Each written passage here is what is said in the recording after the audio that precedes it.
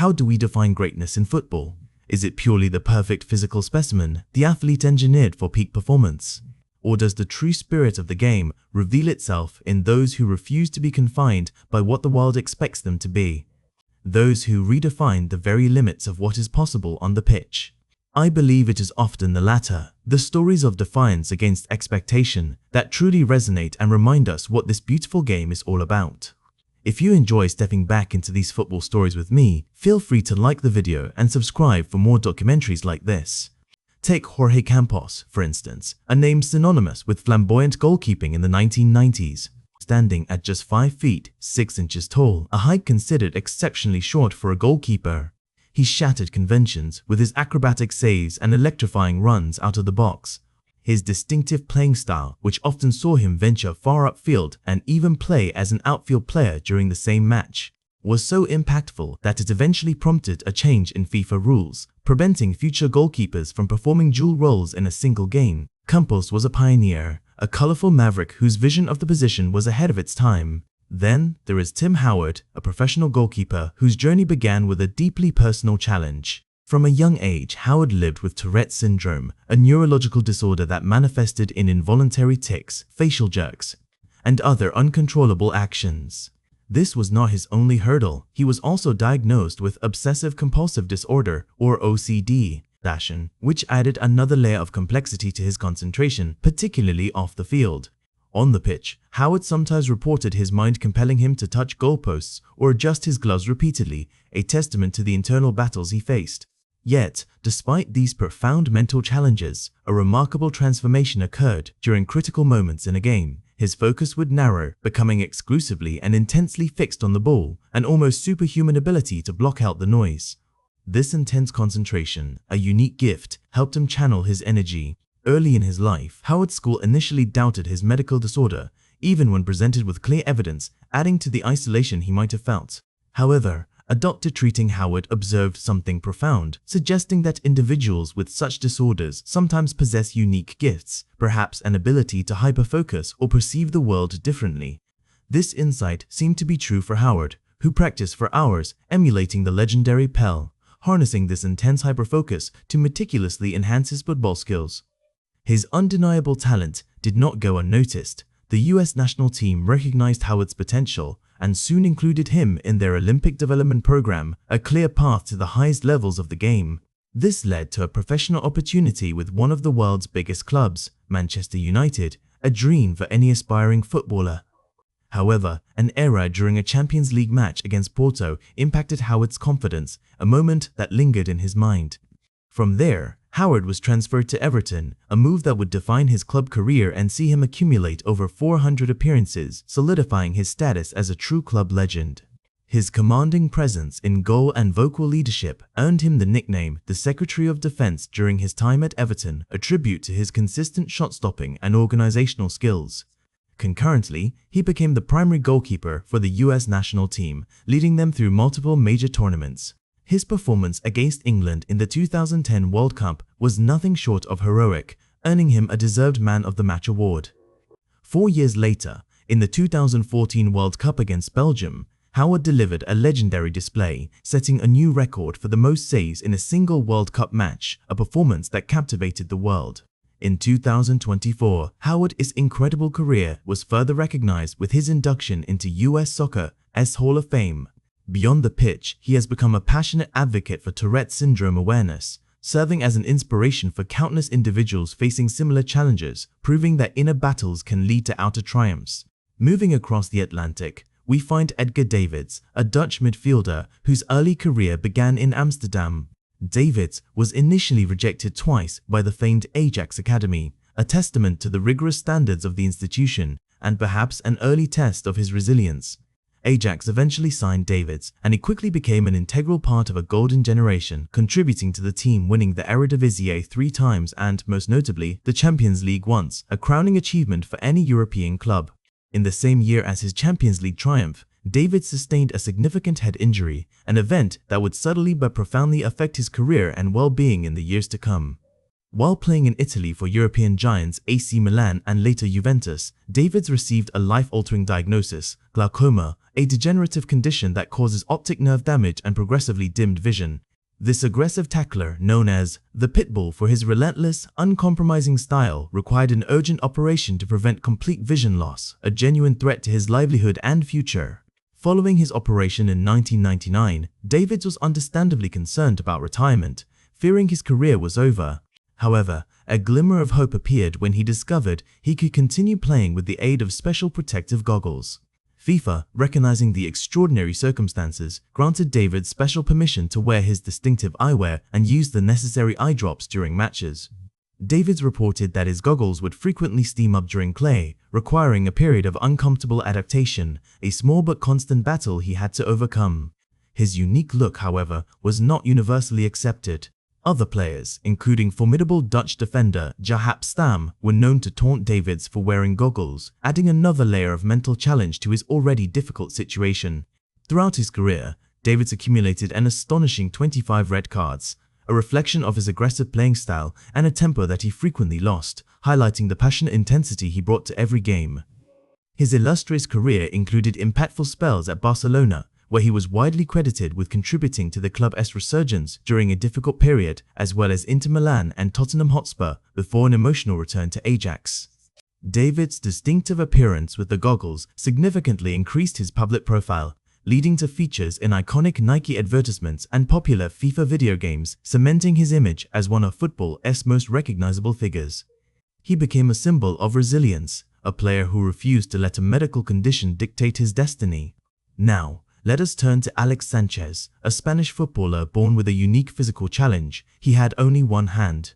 Despite this, Sanchez's natural talent for football became evident early while playing for recreation, leading to a call from his local club, Real Arosa, at the age of 15.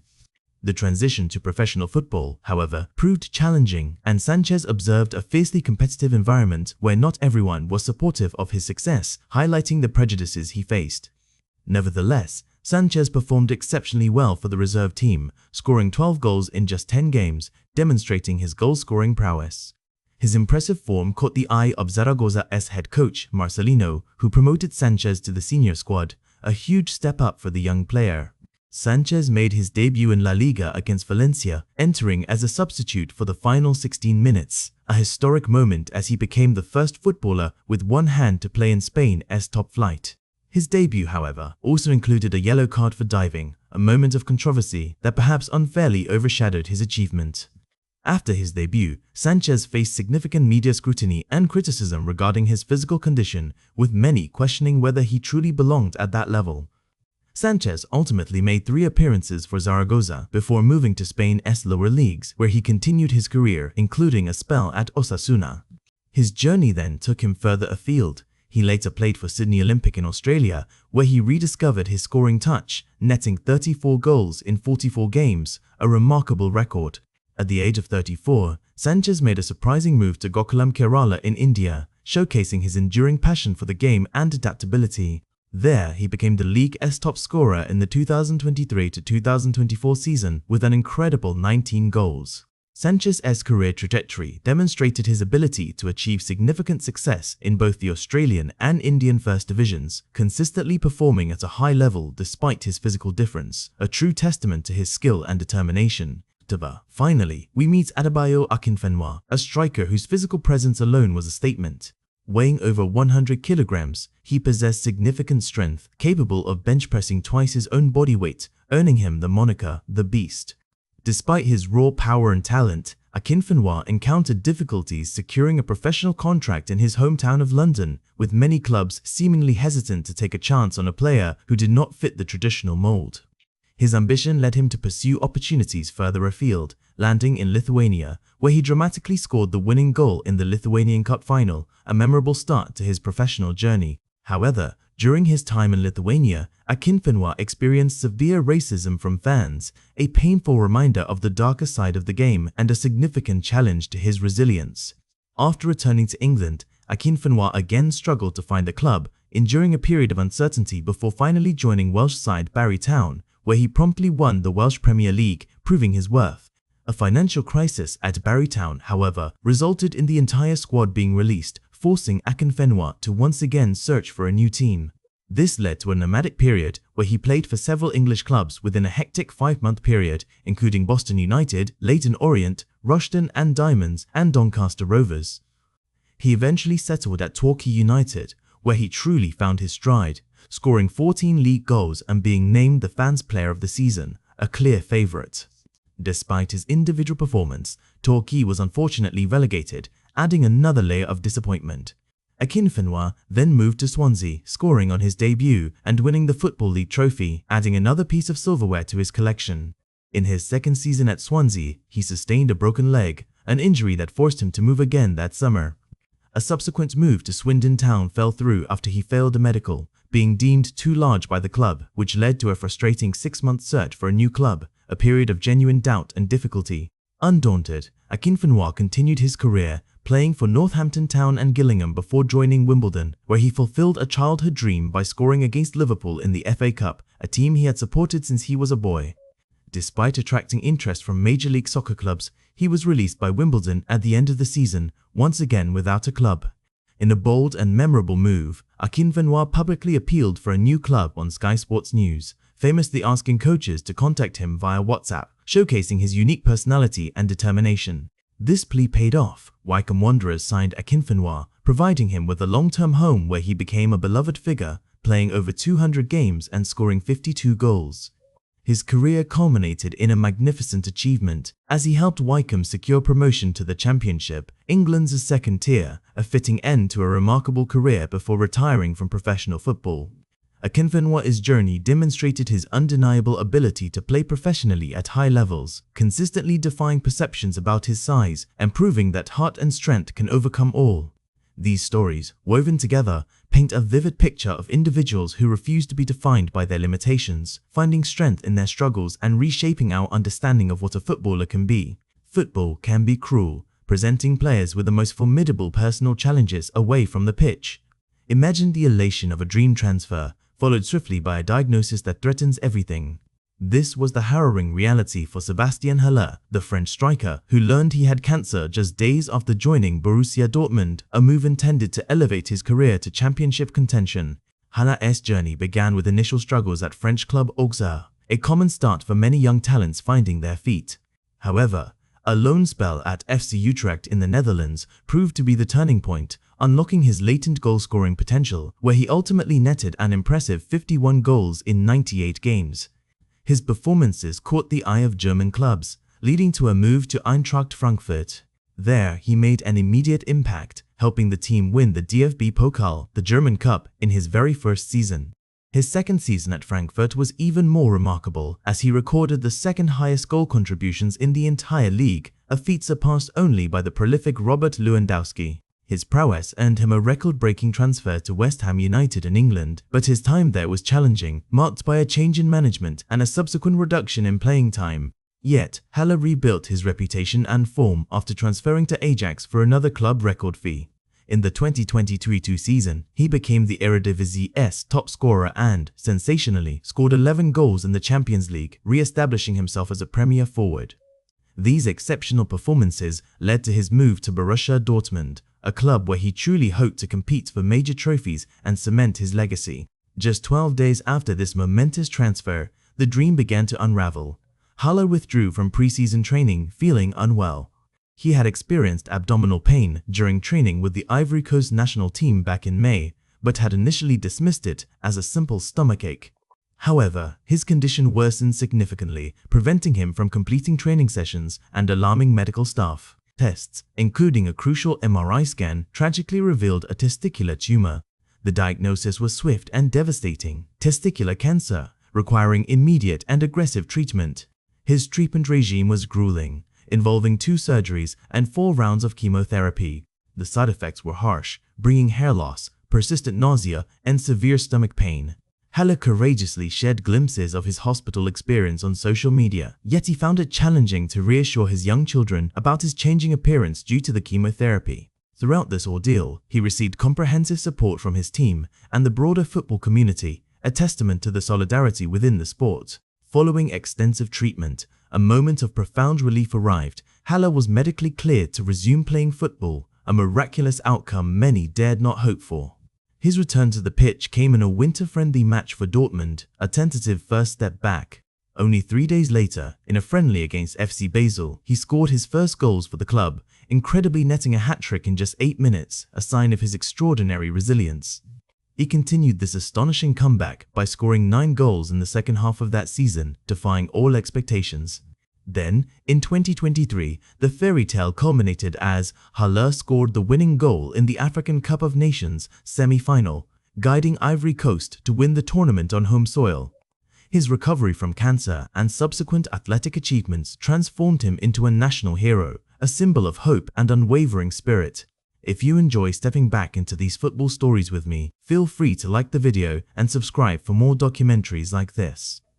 Another tale of incredible resilience belongs to Petr Cech, the towering goalkeeper for Chelsea, who was widely regarded as a supremely talented player and a future star of the game. He was already known for breaking clean sheet records in the league, establishing himself as one of Europe's elite. But at the very beginning of his third season at Chelsea against Reading, Cech suffered a severe head injury that would change his life and career forever. In the opening minute of the game, Cech bravely went to catch a ball and collided with Stephen Hunt, whose knee violently struck Cech's head. He was urgently transported to the hospital, his condition critical.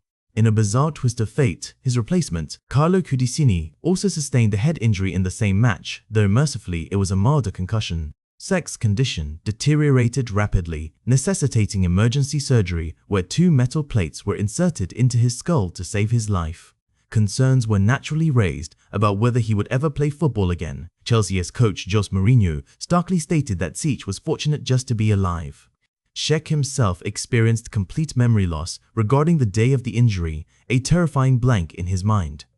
Despite the life-threatening nature of the head injury, Cech possessed an exceptional mental fortitude, having already recovered from a severe leg break as a child and having played a previous season with a broken shoulder. He fiercely resisted any suggestion of retirement, famously instructing his doctors with unwavering conviction, "Do not tell me what I cannot do.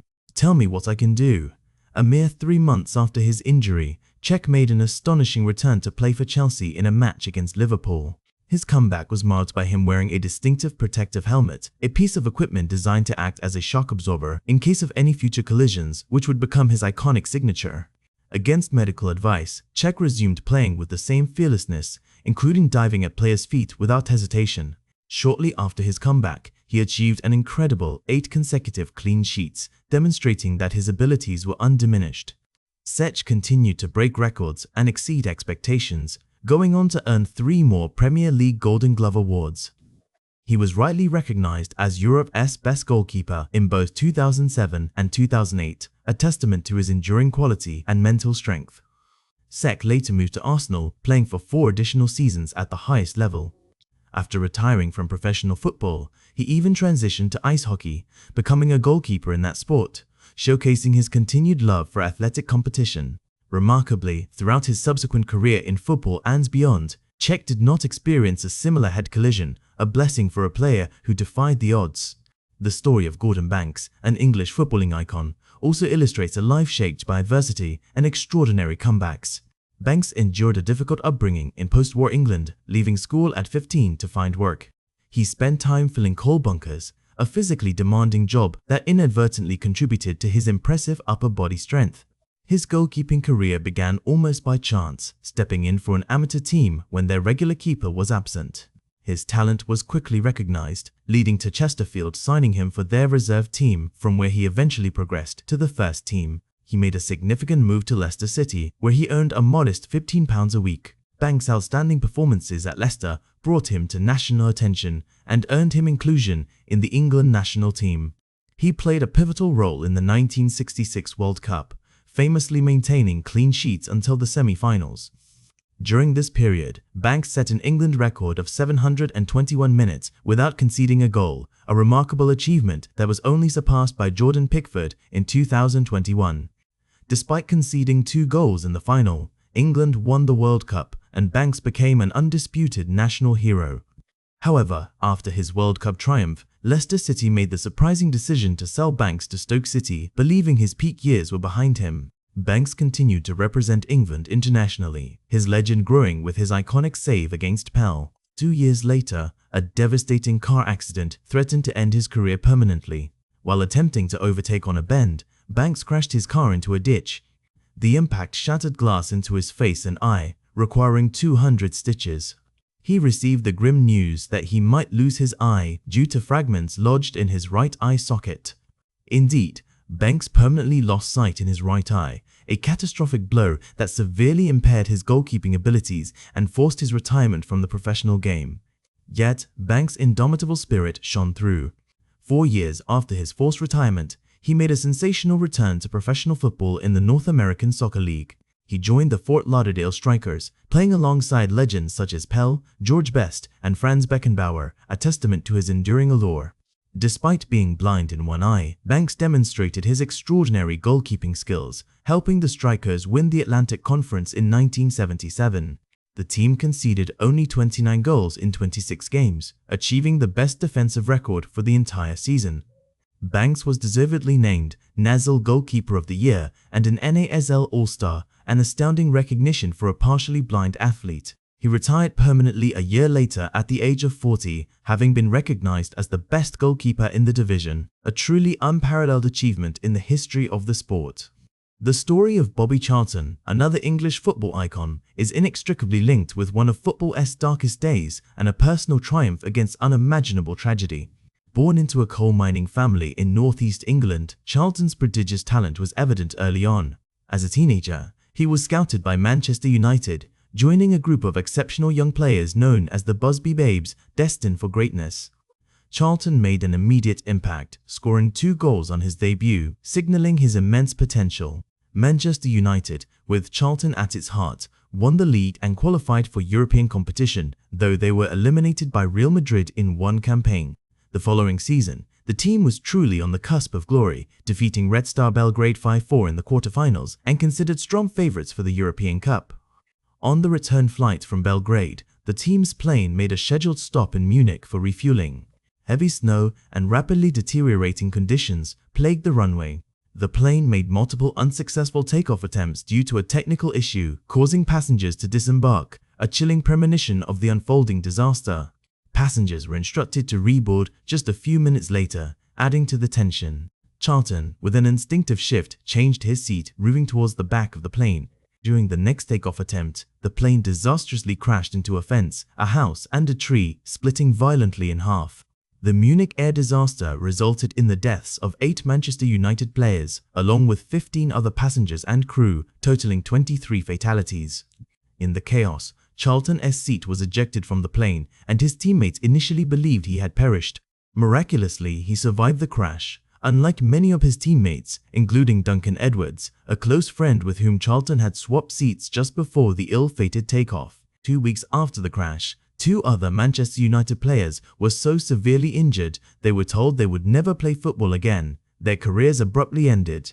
Charlton, against all odds, was released from the hospital within a week. Despite feeling physically weak and mentally shattered, he displayed immense courage, returning to playing football later that very month.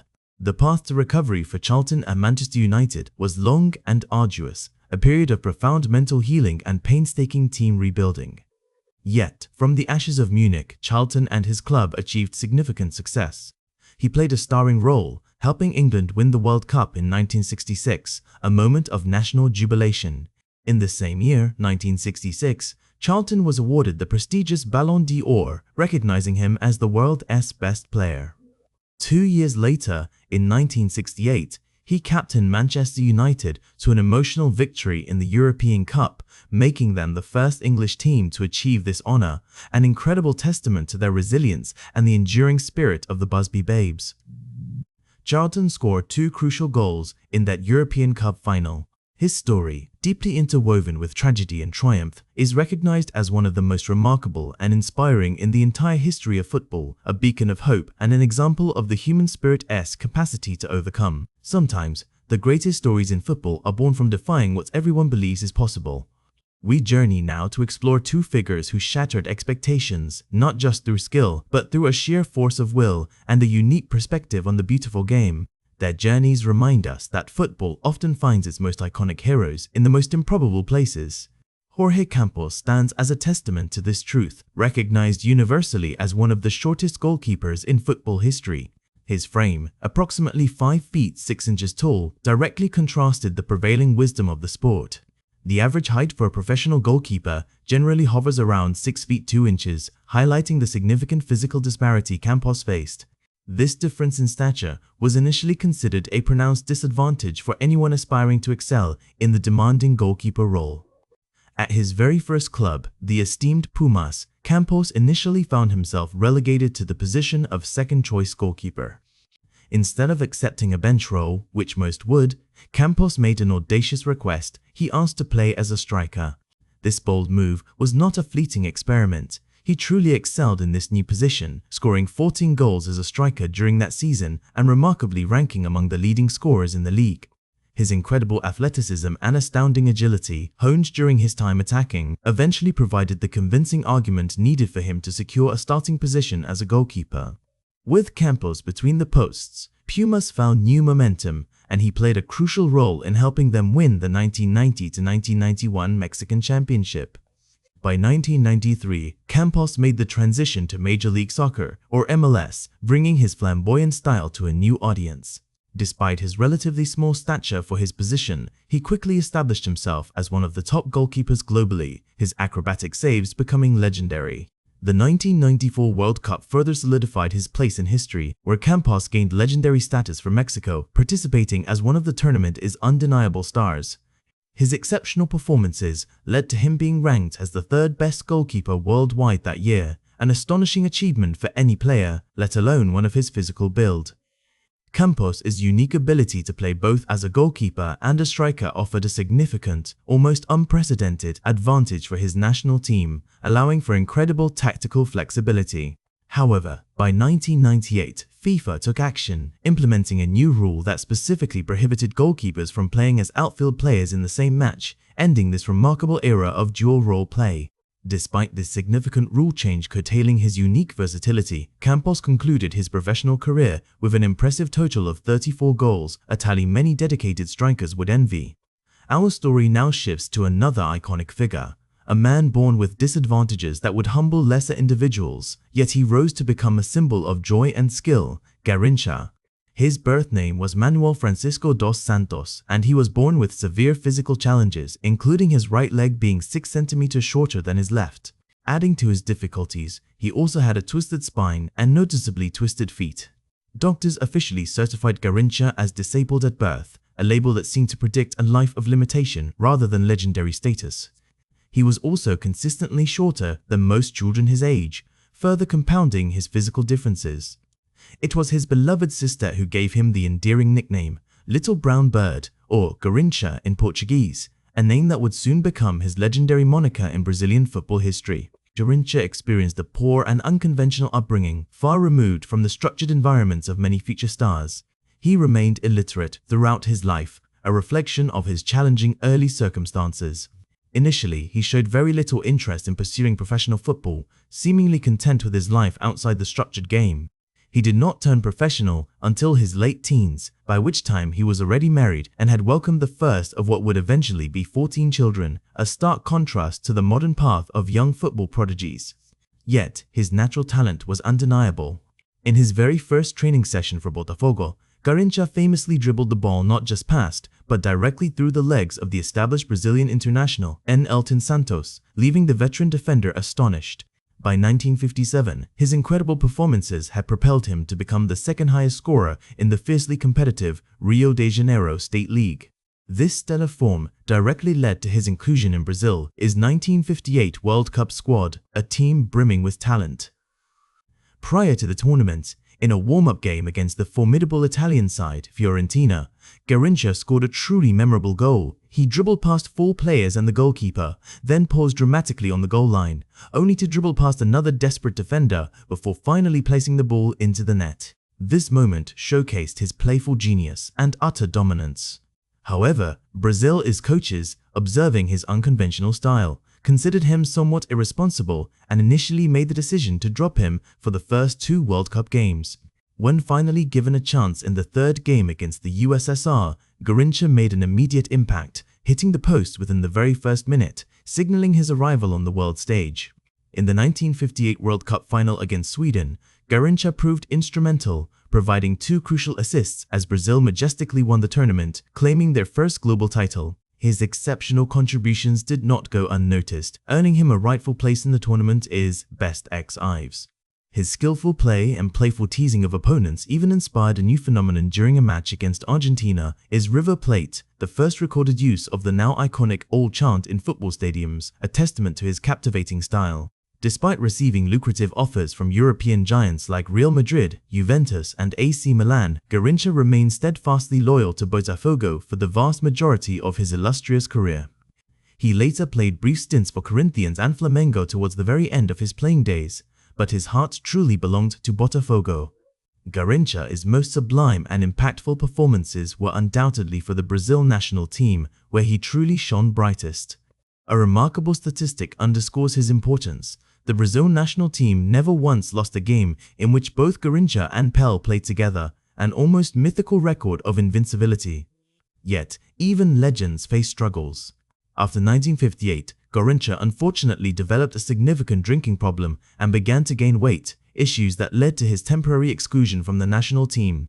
However, his enduring talent and the nation's need for his magic saw him return for the 1962 World Cup, intending to play alongside a still developing Pelé. Fate, however, intervened early in the tournament. With Pelé suffering an injury, Brazil suddenly found itself relying primarily on the irrepressible Garrincha to carry their hopes.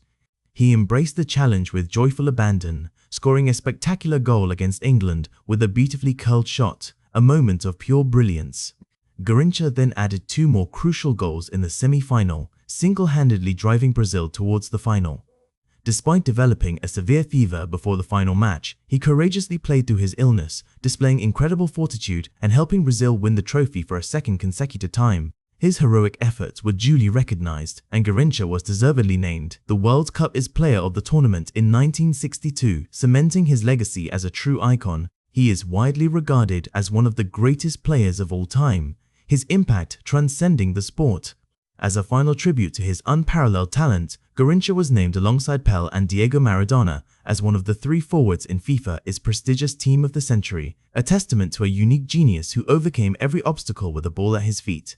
The annals of football are filled with tales of extraordinary talent, but few players have defied conventional wisdom quite like Jorge Campos. Standing at approximately 5'6", Campos is recognized as one of the shortest goalkeepers in football history, a stark contrast to the average professional goalkeeper height of around 6'2". This significant disparity meant that Campos' stature was initially considered a substantial disadvantage for the demanding role of a goalkeeper, a position traditionally reserved for towering figures commanding their penalty area.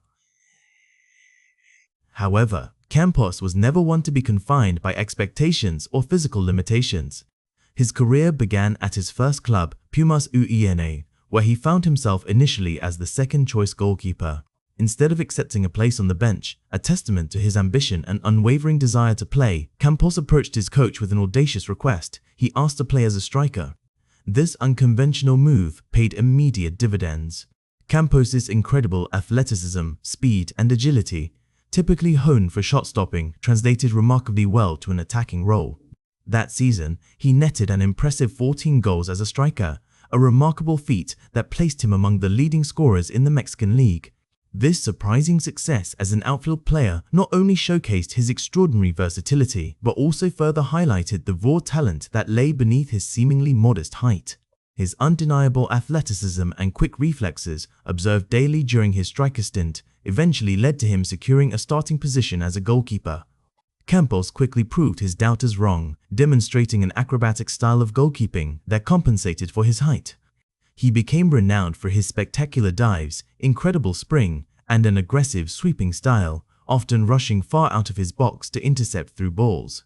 His performances were instrumental in Pumas winning the 1990-1991 Mexican Championship, a significant early career highlight that firmly established him as a top-tier goalkeeper.